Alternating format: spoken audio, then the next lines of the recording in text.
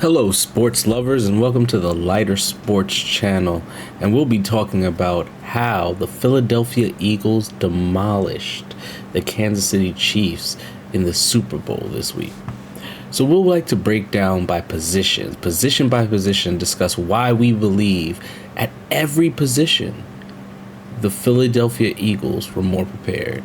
First, we'll just start at running back. Of course, we know Saquon Barkley was a key factor, having a 2,000 rushing yard season in total, making him just the ninth player in NFL history to achieve this milestone.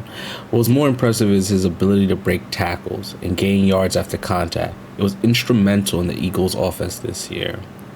We're going to go over to the wide receivers and stay on the offense. Duo of A.J. Brown and DeVonta Smith combined for over 1,900 yards and 15 touchdowns this season. They provided more than an explosive passing game against the Chiefs, who lost Rasheed Rice at the beginning of the season. Both Brown and Smith would have been clear wide receiver ones on Kansas City's roster, giving the Eagles much of an edge in the passing game. The offensive line. Philadelphia had the best offensive line in the league. Anchored by Jordan Mailata, who just started playing football 6 years ago, former rugby player. This helped Barkley reach that 200 milestone and gave Hurts the protection he needed all game and all season. Kansas City's offensive line struggled, allowing Mahomes to be sacked 36 times this season, the most in his career by far, and 6 in the game. How did he get sacked? The defensive line. Jalen Carter, Jordan Davis, Milton Williams. The Eagles' D-line was dominant, ranking among the top teams in sacks and run-stop rate of 17.3 all season, compared to the Chiefs who were only at 14.8. Carter and Davis disrupted Kansas City's offensive rhythm all game, limiting their ground game to almost nothing, and making Mahomes scramble all day. What backs that up? Zach Bond, Oren Burks, Josh Sweat, Nolan Smith, those middle and outside linebackers that also play on the D-line. Even after losing to Kobe Dean, this unit was elite, allowing just 105.6 rushing yards per game in the playoffs compared to Kansas City 148 rushing yards allowed per game. Bond was the first team All-Pro. He had 151 tackles with 5 forced fumbles and 3.5 sacks. Bond was a come-up for the Eagles. A come-up. They are paying almost nothing for this guy. Bond before this was signed as a special teams guy. So the Eagles just somehow find and make gold out of nothing. Backing those guys up, they had corners and safeties such as Darius Slay. They had rookies such as Quinyon Mitchell. They had vets in C.J. Gardner. They had Reed Blankenship. They had DeJean at nickel. Philadelphia's secondary was arguably the best in the NFL as well, just because they're so stacked. With Mitchell, Slay, and DeJean all season only allowing 5 combined touchdowns while in coverage. Gardner Johnson and Blankenship held opposing QBs to passer rating under 78. Kansas City safeties allowed 103.9 rating. The Eagles just won because they had a balanced offense.